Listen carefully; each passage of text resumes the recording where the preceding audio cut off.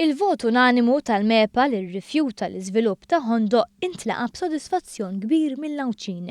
Iżda din il-battalja li damet għaddejja 14-il sena ma tfissirx li ż-żona isigura l-kollox minn attentati oħra ta' żvilupp fil-futur.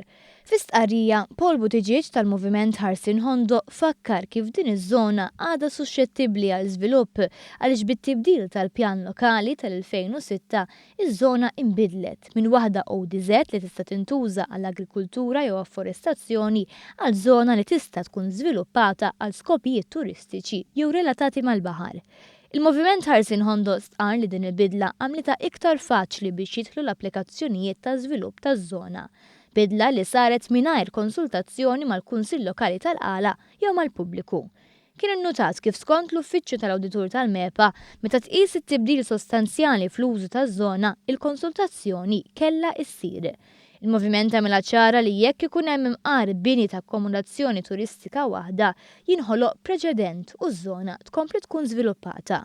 Paul Buttigieg għamel referenza wkoll għall-iskuża li jużaw l-iżviluppaturi li l-iżvilupp jagħmel tajjeb għaż-żona li bħalissa hija mitluqa u mimlija skart.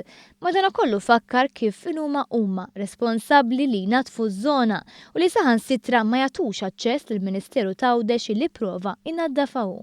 Dan biex jippruvaw isaħħu l-argument tagħhom quddiem il-MEPA, iżda fakkar li din mhijiex raġuni proporzjonata mal-iżvilupp multimiljunarju propost. Għaldaqstant is-sok tal-appell il MEPA tonora talba tiktar minn 4400 persuna li ffirmaw petizzjoni biex terġa' tbiddel l-istatus ta' Hondo għal ODZ biex din iż-żona li tanti għal-qalb il-poplu tkun preservata fl-istat naturali tagħha u tkun evitata kull possibilità ta' żvilupp.